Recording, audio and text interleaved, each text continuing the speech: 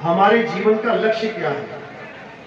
आज आप देखेंगे गांव गांव भरे पड़े हैं, शहर शहर भरे पड़े हैं, इतनी आबादी हो चुकी है, लेकिन अगर किसी को पूछो कि भाई हमारे जीवन का मकसद क्या है, हम क्यों पैदा हो गए यहाँ पे, ये इतनी भीड़ क्यों पैदा होगी, क्या कारण है, करने क्या है इस दुनिया में, एक को भी नहीं पता होगा कि क्या करने आए हैं। कोई कहेगा पैसा इकट्ठे करने आए हैं, कोई कहेगा मजे करने आए हैं, कोई कहेगा नाम बड़ा हो जाए, मशहूर हो जाए, यही जीवन का लक्ष्य है। कोई कहेगा बड़ा आदमी बन जाऊं, कोई कहेगा 2 4 5 बिल्डिंगें खरीद लूं, बड़े से बड़ा बिजनेसमैन बन जाऊं। बस यही तक ही सीमित है सबकी सोच। बड़ा आदमी बन भी गए, लाखों करोड़ों के मालिक बन भी गए, तब भी एक दिन सब यही छोड़ के चले जाना है। एक चवन्नी भी साथ नहीं ले जा सकते, एक पैसा भी नहीं ले जा सकते। तो क्या करने आए थे यहाँ पर? किसी को पता ही नहीं है कि हम पैदा क्यों हो गए, हमें इंसान क्यों बना दिया गया, कुत्ता बिल्ली बकरा क्यों नहीं बने हम। किसी को पता ही नहीं है कि इंसान जन्म मिला है तो मिला क्यों है। बस जिए जा रहे हैं, रोज सुबह उठ रहे हैं, खाना खा रहे हैं, काम पे जा रहे हैं, वापस आके सो जा रहे हैं। हो गया एक दिन, वही दूसरा दिन, वैसा ही तीसरा दिन, करते करते सारी उम्र काट दी, बूढ़े हो गए, मरने वाले हो गए, लेकिन आज तक यही समझ में नहीं आया कि मैं करने क्या आया था। कबीर साहब समझाते हैं कि हे मनुष्य, है जीव, तू यहां क्या करने आया है, अच्छी तरह समझ ले। तू यहां पर इस भव बंधन को, इस बार बार जन्म और मरण के चक्कर को खत्म करने आया है। इंसानी चूल्हे में इंसान जन्म जिसको मिल जाता है, उसके पास एक सुनहरा अवसर आ जाता है इस जन्म मरण को खत्म करने का। अगर इंसान जन्म नहीं है तो ये 84 लाख में जाना पड़ेगा, फिर अवसर नहीं मिलेगा। फिर तो शेर दौड़ाएगा और हिरण भागेगा, फिर कुत्ता दौड़ाएगा, बिल्ली भागेगी, फिर बिल्ली दौड़ाएगी, चूहा भागेगा, फिर जान बचाते ही 84 कटेगी तुम्हारी। वहां कोई कोर्ट कचहरी नहीं है कि 4 शेरों ने एक हिरण को पकड़ लिया तो FIR दर्ज हो रही है, कोई ना पूछने वाला। जंगल छोड़ो, शहरों में देख लो, कसाई के दरवाजे पे 4 बकरे बंधे हुए हैं, कोई पूछने वाला नहीं है कि क्या हाल है तेरा, आज तेरी मौत आने वाली है। ऐसी दुर्गति हो जाएगी 84 में चले गए तो। इसलिए कबीर साहब समझा रहे हैं जीव को कि 1,84 भटक के अब पांव पे अटके आए, और अब की पासा ना पड़ा तो फिर 84 जाए। पासा यानी अगर अब की बार भी बाजी हार गया तो मेरे भाई वापस किसी बकरी के, किसी गाय के, किसी शेरनी के, किसी हथिनी के गर्भ में जाना पड़ेगा, जैसे इस बार तुम अपनी माता के गर्भ में आ गए। ये जो तुम्हें शरीर मिला है, ऐसा शरीर क्यों मिला है? क्योंकि तुम्हारे माता और पिता का ऐसा शरीर था। अगला जन्म अगर बकरी की गर्भ में चले गए तो वैसा शरीर मिलेगा जैसे बकरा बकरी का है। 2 सींग मिल जाएंगे, पूंछ मिल जाएगी, और पत्ते खाते फिरोगे। तो इसी को समझाया जा रहा है कि 84 से बचना है तो इस इंसान जन्म का, इसकी गुणवत्ता को जान लो, इसकी महानता को जान लो। बड़े बड़े देवी देवता भी इस इंसान जन्म के लिए तरसते हैं कि हमें भी इंसान जन्म मिल जाए, हम भी कोई गुरु धारण करके भक्ति करें और मुक्ति प्राप्त करें। गुरबाणी कहती है, इस देही को सिमरे देव और सो देही कर हर की सेव। कि देवी देवता भी तरसते हैं कि हमें एक बार इंसान जन्म मिल जाए। अरे भगवान विष्णु भी इंसान बन के आए हैं, इतनी महान है ये इंसान जन्म योनि, लेकिन हमें इसकी कदर ही नहीं है। क्यों कदर नहीं है? क्योंकि एक राक्षस है। आपने राक्षसों के नाम सुने होंगे। सतयुग में कौन राक्षस थे? हिरण्याकश्यप। त्रेता में कौन सा राक्षस था? रावण। द्वापर में कौन सा राक्षस था? कंस। कलयुग में कौन सा राक्षस है? कलयुग में ऐसा राक्षस है जिसके चरणों की धूल भी नहीं है रावण, जिसको कहते हैं बहुत बलशाली था, 4 वेद का ज्ञाता था, बहुत बड़ा महान पंडित था। जो कली में राक्षस है, कलयुग में जो राक्षस है, उसके चरणों की धूल भी नहीं है। वो इतना खतरनाक राक्षस है। तो 3 युगों में जिन राक्षसों का संहार किया गया, हम आज तक उन्हीं की पूजा करते आए हैं मंदिरों में। विष्णु जी के मंदिर, राम जी के मंदिर, कृष्ण जी के मंदिर, वो चले गए, वो राक्षस गए। अब कलयुग में कहां जाएं, कौन से मंदिर में जाएं? क्योंकि कलयुग का जो राक्षस है वो अभी तक मारा ही नहीं गया है। और उस कलयुग के राक्षस को कौन मारेगा? एक नाम सुना होगा आपने, कल्कि अवतार। कल्कि अवतार के बारे में आपने जरूर सुना होगा कि कल्कि अवतार आएंगे। लेकिन अगर पूछो कि भैया क्यों आएंगे, क्या करने आएंगे, क्या करने आएंगे? उसी राक्षस का संहार करने आएंगे जो सब राक्षसों में सबसे बड़ा राक्षस है। इतना बड़ा राक्षस है कि पूरा संसार उसके मुंह में समाया हुआ है, पूरा संसार। लेकिन उसके बारे में किसी को पता ही नहीं है। उस राक्षस का क्या नाम है? उसका नाम है कली काल। उसी का वध करने के लिए कल्कि अवतार आएंगे।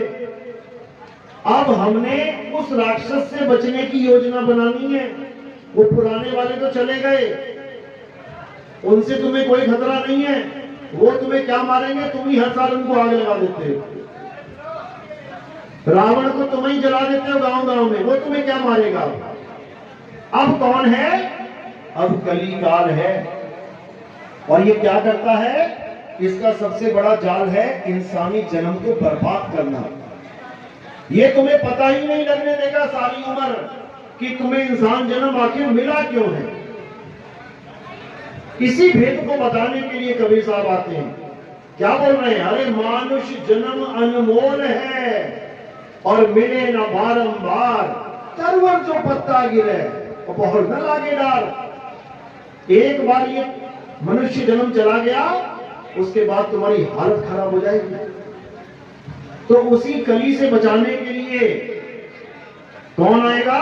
कल्कि अवतार, जिसका मतलब है आत्मदेव, जिसका मतलब है निकलंक राया, जिसमें कोई कलंक ना हो। और क्या है जिसमें कोई कलंक नहीं है? आत्मा ही है। उसी आत्मदेव को कबीर कहते हैं। कबीर कबीर क्या करे तू, खोज आपन शरीर और ये 10 इंद्रियों बस में कर। तू आपे आप कबीर, तू ही कबीर है, तू ही आत्मा है। लेकिन हम सब भूले पड़े हैं। हमें याद दिलाने के लिए बहुत लोग आए इस दुनिया में। कृष्ण जी आए, क्या कहते हैं?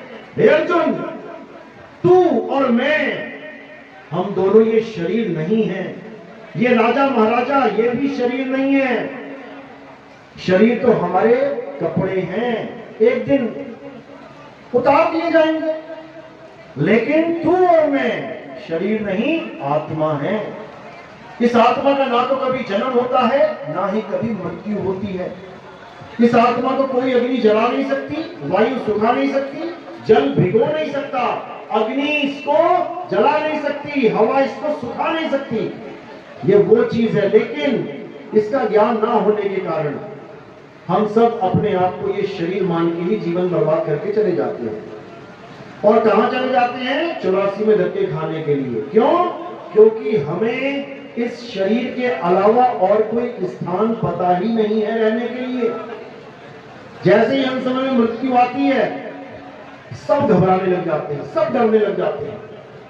और बस एक ही अरदास आती है दिल से, हे भगवान मुझे बचाओ। असल में हम कहना चाह रहे होते हैं कि हे भगवान मेरे शरीर को बचाओ, क्योंकि हमें पता ही नहीं कि हम अमर हैं, हमारी मृत्यु कभी हो ही नहीं सकती। लेकिन अज्ञानता में हम अपने आप को शरीर मानते हैं, इसलिए बार बार मरते वक्त शरीर की आस लगा लेते कि मुझे शरीर चाहिए, बस उसी कारण अब आप अगले गर्भ में चले जाओ। फिर वही 9 महीना उल्टा लटको अगर इंसान जन्म मिल गया तो, नहीं तो जैसे जैसे अलग अलग योनियों में समय है लटके रहो उल्टे। फिर बाहर आओ, फिर मरने के लिए तैयार हो जाओ, फिर पैदा हो जाओ, फिर मरो, फिर पैदा, फिर मरो। यही करते करते आज युगों युग बीत गए। और ये जाल कौन बुन के बैठा है? कली काल। इसके बारे में YouTube में सर्च जरूर कर लेना, कली काल कौन है, क्योंकि तुम सब उसी के मुंह में जाने वाले हो। वो सबको चबाने के लिए बैठा है, सबको। उस काल से कोई बचा ही नहीं आज तक। लेकिन कबीर साहब समझा रहे हैं कि तू बच सकता है। कैसे? अरे बचना चाहो काल जाल से तो चीनो शब्द हमारा, और कहे कबीर अमर कर राखूं जो निज होए हमारा। अगर इस काल से बचना है तो मेरा शब्द छीन लो, यानी जो शब्द मैं तुम्हें बताना चाहता हूं उस शब्द की परख कर लो कि वो शब्द क्या है। केवल वही एक जरिया है कली काल को खत्म करने का, नहीं तो नहीं। नहीं तो तुम्हारी दुर्दशा पक्की होनी है, चाहे कोई भी है। बड़े से बड़ा राजा महाराजा, बड़े से बड़ा ऋषि मुनि, बड़े से बड़ा पीर पैगंबर, बड़े से बड़ा देवी देवता, वो भी काल जाल से नहीं बच पाए। लेकिन एक ही तरीका है, और वो है शब्द को छीनना। शब्द क्या है? लोग कहते हैं भगवान को पाना है, मृत्यु से बचना है तो नाम जपो। बिल्कुल गलत है। कबीर साहब कहते हैं नाम बिल्कुल मत जपना।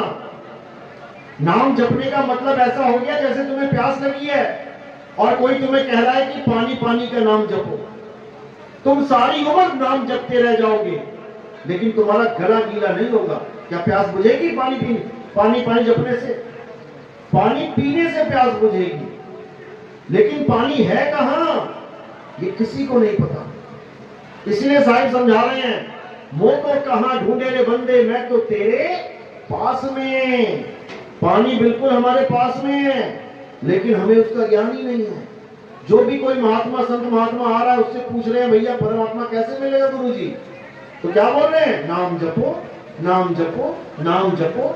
अरे पानी पानी 100 साल जपते रहो, पानी मिलने वाला नहीं है। इसलिए साहिब ने निबेड़ा कर दिया, वो को कहां ढूंढे रे बंदे, मैं तो तेरे पास में। ना मैं जप में, ना मैं तप में, और ना एकांत निवास में। ना मैं जप में, तुम सारी उम्र राम राम राम राम राम करते रहो, सारी उम्र राधे राधे करते रहो। मुसलमान है तो सारी उम्र अल्लाहू अल्लाहू करते रहो। सिख है सारी उम्र वाहिगुरु वाहिगुरु करते रहो। कबीरपंथी है सारी उम्र सतनाम सतनाम जपते रहो। कल्याण होने वाला नहीं है। अब कल्याण कैसे होगा? पहले तो नाम जपना छोड़ दे। पानी कैसे मिलेगा? पहले तो पानी पानी जपना छोड़ दे। अब क्या करें? अब पानी को ढूंढ, वो है कहां? तो कह रहे हैं ना मंदिर में, ना मस्जिद में, और ना काबे कैलाश में, खोजी होए तुरंत मिल जाऊं एक पल की तलाश में। एक पल में तुम्हें पता लग जाएगा कि मेरा परमात्मा है तो है कहां। लेकिन जब तक तुम्हें भेदी गुरु नहीं मिला तब तक तुम इसी में फंसे रहोगे। इन्हीं मंत्रों में, इन्हीं जंत्रों में, इन्हीं तंत्रों में कोई निकलने वाला नहीं है, क्योंकि कली काल का जाल ही यही है। कली काल कभी नहीं चाहता कि तुम अपने आत्म स्वरूप को जान लो। कली काल ये चाहता है कि तुम नाम जपो। वो राक्षस ये चाहता है कि तुम खूब नाम जपो, तुम खूब तपस्या करो, क्योंकि इनसे बात बनने वाली नहीं है। यही साहिब समझा रहे हैं। साहिब समझा रहे हैं कि जो मैं नाम की महिमा गाता हूं, जिस नाम का मैं जिक्र करता हूं, वो जपने वाला है ही नहीं, वो पीने वाला है। पानी पीने की चीज है, जपने की नहीं। जब तक यही समझ में नहीं आया तब तक सबका जन्म बर्बाद होना निश्चित है। निश्चित, कोई बच ही नहीं सकता। तो साहिब समझा रहे हैं, कबीर साहब कह रहे हैं कि सबसे पहले शब्द को जान ले, कौन सा शब्द तेरा कल्याण करेगा। क्या हिंदी का शब्द, या पंजाबी का, या उर्दू का, फारसी का, अंग्रेजी का? अरे ये शब्द तो हमारी संस्कृति, हमारे देश की वजह से ऐसे बने हैं। हिंदुस्तान में हो तो हिंदी के शब्द जप रहे हो, अरब देश में चले जाओगे तो अरबी के जपा दिए जाएंगे, अंग्रेजों के यहां चलेंगे तो अंग्रेजी के आ जाएंगे। लेकिन ये शब्द बने कैसे? ये शब्द बने हैं अक्षरों से। अक्षर कैसे बने? अक्षर बनाए हैं इंसान ने। का, खा, गा, चा, छा, टा, ठा, ता, था, दा, पा, भा, ये सारे 52 अक्षर इंसानों ने बनाए हैं। और इन्हीं 52 अक्षरों से सारे देवी देवताओं के, सारे भगवानों के, तुम्हारे, हमारे, जात के, धर्म के, देशों के, सबके नाम बना दिए इन्हीं अक्षरों से। आज हम कबीर साहब का सत्संग कर रहे हैं। अगर ये अक्षर ना होते तो कबीर कैसे बोलते, उसका नाम कबीर कैसे होता, का आता कैसे अगर अक्षर ना होते? अगर ये अक्षर हटा दिए जाएं, ये काखा गगा हटा दिया जाए तो सारी दुनिया के नाम खत्म हो जाएंगे।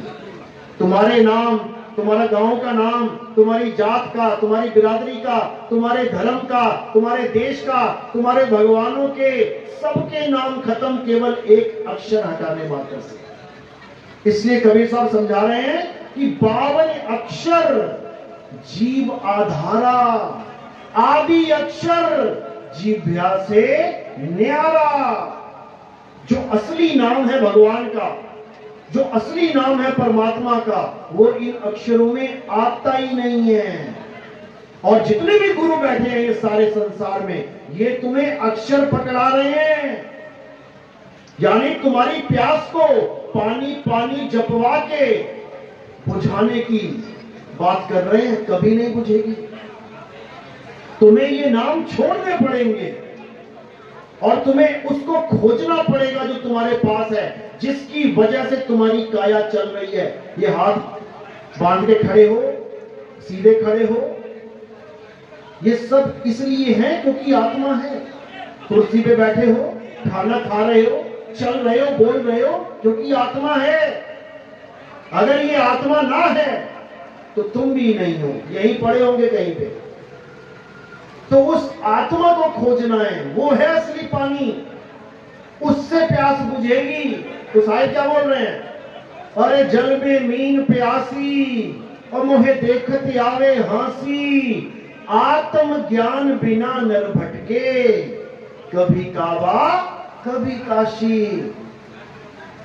जिसको तुम भगवान कह रहे हो कि मैं भगवान की पूजा करना चाहता हूं, वो किसी मंदिर में नहीं है, वो तुम्हारी आत्मा में बसा हुआ है। हनुमान जी को जब पूछा विभीषण ने, अब तो राम जी जा रहे हैं, अब कैसे मिलोगे? तो हनुमान जी ने कोई मंदिर का एड्रेस थोड़ी नहीं बताया। क्या बताया? उन्होंने अपना सीना चीर के दिखा दिया। उन्होंने कहा भैया मेरे सिया राम मेरे अंदर बसते हैं, मुझे इन मंदिरों की जरूरत नहीं है। लेकिन हमें मंदिरों की जरूरत पड़ रही है। क्यों? क्योंकि हमें कोई बताने वाला मिल ही नहीं रहा कि हमारे सिया राम कहाँ हैं। हमें तो मंदिर में डाल दिया गया, उलझा दिया गया। और सिया राम मिलेंगे कैसे?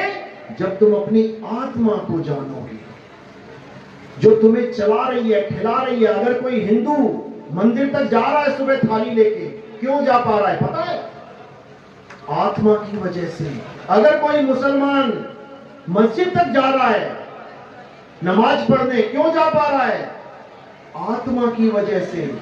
अगर कोई सिख ईसाई अपने अपने तीर्थ स्थानों पे जा रहे हैं, क्यों जा पा रहे हैं? आत्मा की वजह से। इसी आत्मा की वजह से तुम्हारे सारे पूजा पाठ चल रहे हैं, तुम सारे मंत्र जप पा रहे हो, तुम हर काम कर पा रहे हो, तुम सबको जान गए, लेकिन अपनी आत्मा को नहीं जान पाए। आत्मा का नाम सुना है सबने? हाथ खड़ा करो जरा। किस किस ने आत्मा का नाम सुना है? बस 2 4 5 लोगों ने। सबने सुना है, चाहे खड़ा करो चाहे मत खड़ा करो, सबने सुना है। ऐसा कोई है ही नहीं जिसने आत्मा का नाम ना सुना हो। अपनी अपनी आत्मा लेके आए हो सारे। किसी की घर छूट गई हो, लाए हो, बहुत अच्छी बात है। कैसी है आत्मा? कैसी होती है आत्मा? एक भी जवाब नहीं दे सकता कोई। छोटे से छोटा बच्चा और बूढ़े से बूढ़ा आदमी ये बता ही नहीं सकता कि आत्मा होती कैसी है। क्यों? क्योंकि आत्मज्ञानी गुरु कभी मिला ही नहीं। कौन सा मिल गया गुरु? ये नाम जपने वाला, ये तपस्या करवाने वाला, मंदिर मस्जिद गुरुद्वारों में भेजने वाला, तीर्थों में भेजने वाला, नदियों में डुबकियां लगवाने वाला, ऐसे गुरु बहुत मिल गए, लेकिन आत्मा का ज्ञानी गुरु ये नहीं मिला। नहीं तो तुम्हें पता होता कि मेरा शरीर क्या है और मेरी आत्मा क्या है। यही कृष्ण जी समझा रहे हैं कि हे अर्जुन, मेरी पूजा करने वाला इस संसार में कोई है ही नहीं, मेरी पूजा कोई कर ही नहीं सकता। जो सोचते हैं मैं तो नाम जपता हूं राधे राधे कृष्ण कृष्ण, उनका नाम वो है ही नहीं। ये तो 52 अक्षर के नाम है, ये 52 अक्षर के नाम है, ये अक्षर हटा दो कोई नाम नहीं। मूर्ति सोच रहा है बंदा कि कृष्ण जी की मूर्ति शायद कृष्ण जी है। अरे वो तो कह रहे हैं मैं शरीर भी नहीं हूं, मैं आत्मा हूं, और तुमने शरीर को छोड़ के एक मूर्ति को कृष्ण जी समझ लिया। क्या कृष्ण जी पत्थर के थे? कृष्ण जी पत्थर के थे क्या? नहीं थे। तो तुमने कैसे मान लिया कि वो पत्थर के हैं? कृष्ण जी का स्वरूप जानना है, गीता पढ़ो, अध्याय 3 17वां श्लोक। हे अर्जुन, मुझे वही प्राप्त कर सकता है जो अपनी आत्मा में रमण करेगा, जो अपनी आत्मा में तृप्त हो जाएगा, जो अपनी आत्मा में संतुष्ट हो जाएगा, वही मुझे प्राप्त कर सकता है। नहीं तो 84 में जाने के लिए तैयार रहो, एक भी नहीं बच पाएगा, एक भी। क्योंकि हमें पता ही नहीं है कि हमने करना क्या है। तो कृष्ण जी यही समझा रहे हैं कि अगर तुम, अध्याय 4 34वां श्लोक, अगर तुम सत्य को जानना चाहते हो, इस संसार में आखिर सत्य है क्या? धर्म तो बहुत सारे बना लिए, लेकिन सत्य क्या है? अगर तुम सत्य को जानना चाहते हो तो तुम ऐसे गुरु की शरण में जाओ जिसने आत्मा को जान लिया है। क्योंकि आत्मा ही सत्य है, उसका कभी नाश नहीं होता, सत्य का कभी नाश नहीं होता। और ये काया असत्य है, इसको जलाया जा सकता है, इसको दफनाया जा सकता है, काटा जा सकता है, सुखाया जा सकता है, भिगोया जा सकता है, ये असत्य है। अब तुम्हारे पास दो चीजें हैं, एक सत्य एक असत्य।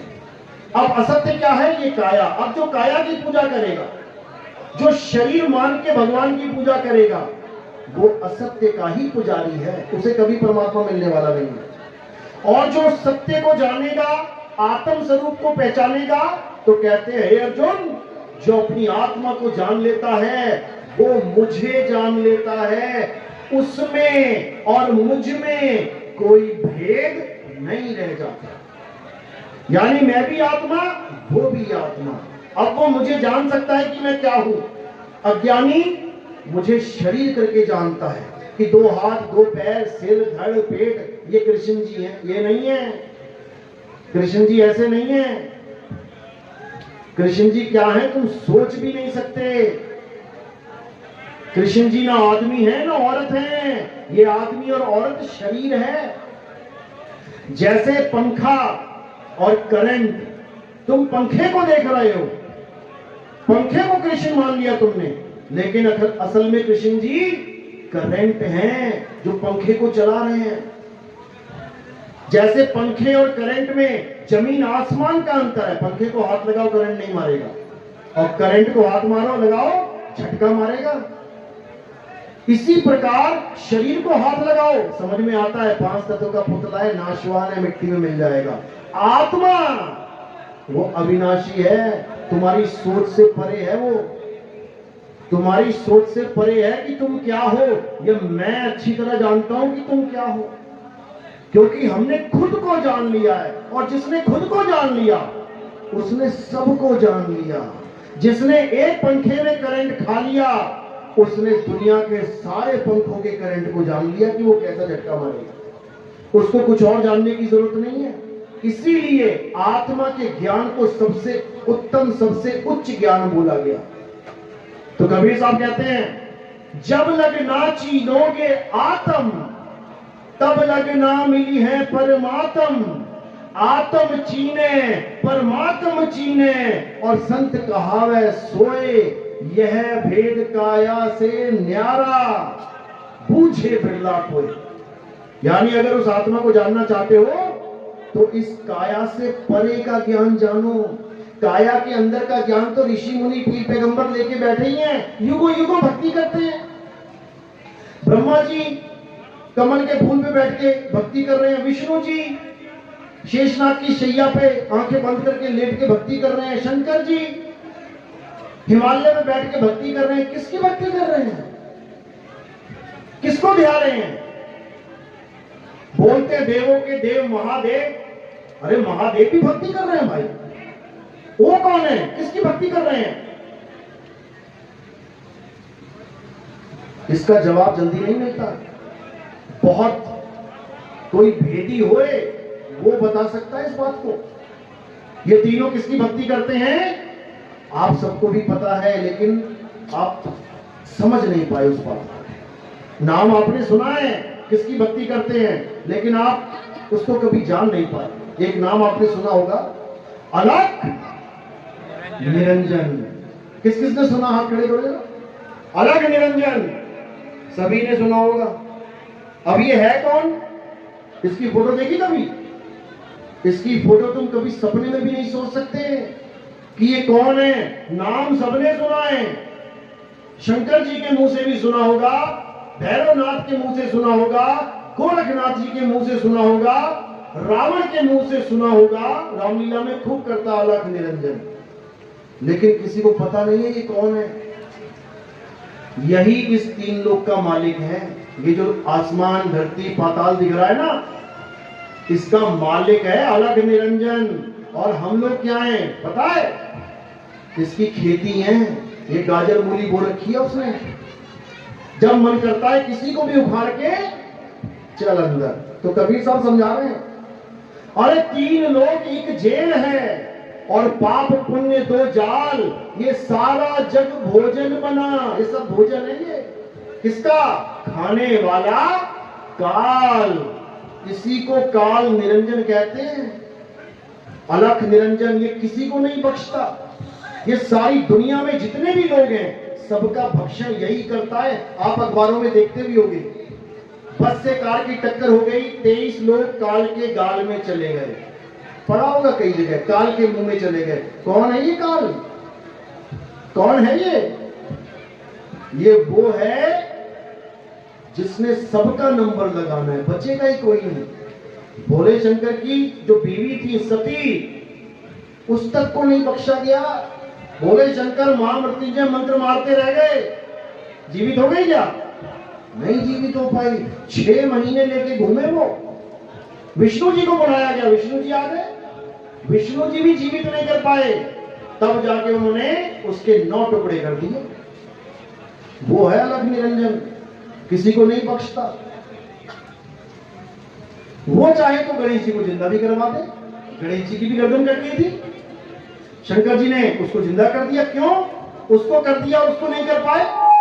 कारण अलख निरंजन। वो चाहे तो गणेश को जिंदा करवा दे, वो ना चाहे तो कोई सती को जिंदा नहीं कर सकता। समझ लो अच्छे से। वो चाहे तो अर्जुन के एक एक तीर से हजारों लोग मरवा दे, और वो चाहे तो भील ही अर्जुन को लूट के लेके चले गए थे, एक तीर ना मार पाया। समझ लो अच्छे से। तो यही वो अलख निरंजन है जो सबसे बड़ा राक्षस है। अब इसी से बचाने के लिए कबीर साहब का शब्द है, कहते अलख निरंजन सकल शरीरा, तामे भ्रम भ्रम रहल कबीरा। ये अलख निरंजन कौन है? ये जितनी तुम्हें काया दिख रही है ना, शरीर, यही है अलख निरंजन। उसका अपना कोई शरीर नहीं है, वो तुम्हारे शरीरों में वास करता है। एक एक शरीर अलख निरंजन का है। और ये गीता में दिखाया भी है। जब अर्जुन को विराट रूप दिखाया जाता है तो एक 6 फुट के कृष्ण, एक 6 फुट के कृष्ण जी जब बड़े हो गए तब क्या दिखाई दिया? वहां पे हजारों लाखों करोड़ों शरीर आ गए, अलग अलग चेहरे आ गए। इतने चेहरे आ गए कि अर्जुन के हाथ कांपने लगे कि महाराज ये कौन है? कौन हो आप? अध्याय 11 32वां श्लोक पढ़ना। 32वां श्लोक क्या कहते हैं? हे अर्जुन, मैं इस सारे संसार को खाने वाला काल हूं। मैं ही हूं वो जिसके मुंह में सब जाएंगे, चाहे कोई धार्मिक है, चाहे अधर्मी है, चाहे कोई बुरा आदमी है, चाहे अच्छा आदमी है, चाहे कितना पुण्यकर्मी है, चाहे कितने ही पाप कमाए, सबने जाना है। अर्जुन गवाही दे रहा है इस बात की कि महाराज जितनी भी अधर्मी पार्टी है, ये कौरवों की सेना, ये सब आपके मुंह में जा रहे हैं और हमारे महायोद्धा भी आपके मुंह में जा रहे हैं। अरे आप तो धर्म की स्थापना करने के लिए आए हो, धर्मियों को तो मत मारो, सबका सफाया किया जाएगा। तो उसी निरंजन से बचने के लिए हमारे पास केवल एक ही फॉर्मूला है और वो है सतगुरु कबीर साहब का शब्द। और वो शब्द जिसको सार शब्द कहते हैं। तो साईं बीजक में कह रहे हैं, सार शब्द कहीं बांची हो मानो एतबारा, अक्षर पुरुष एक पेड़, अलख निरंजन वाकी डारा। अच्छे से समझ लेना, कह रहे हैं अलख निरंजन से बचने के लिए केवल शब्द की महिमा चलेगी। वो केवल शब्द के आगे नतमस्तक हो सकता है, मंत्रों के आगे नहीं। कि कोई नाम जपा दे, अडोल नाम, अबोल नाम, अकह नाम, फलाना नाम, ढिकाना नाम, इससे कुछ होने वाला नहीं है। अरे ऐसा कोई मंत्र दुनिया में नहीं बना जो एक कुत्ते को भगा दे। तुम किसी भी बाबा जी से कहना कि बाबा जी मुझे ऐसा मंत्र दे दो कि गली के जितने कुत्ते हैं मेरे मंत्र बोलते भाग जाएं, दिखा दो अगर हो तो यमराज कैसे भागेगा? नहीं भाग सकता। इसलिए साहिब कह रहे हैं, बचना चाहो काल जाल से तो चीनो शब्द हमारा। जिसने उस शब्द को छीन लिया, आत्मज्ञान को छीन लिया, समझ लो कि अब कल्याण हो जाएगा। तो ज्यादा समय ना लेते हुए, क्योंकि आज प्रोग्राम दीप जी का भी है, तो आज का सत्संग यही समाप्त करते हैं। और हमारा सत्संग YouTube चैनल कहत कबीर सुनो भाई साधो नितिन दास, आप टाइप करेंगे आ जाएगा, या आप सीधे लिखिए नितिन दास के सत्संग, तो आपको सत्संग डिटेल में मिल जाएंगे। आपको समझ में आएगा कि आपका जीवन का लक्ष्य क्या है। ऐसे बर्बाद मत कर देना, जीवन बड़ी मुश्किल से मिलता है। चलो, तो आज का सत्संग यही समाप्त करते हैं। बोलिए सतगुरु बंदी छोड़ सतगुरु सत्य कबीर साहिब की सदा ही जय हो। साहिब बंदी सतगुरु।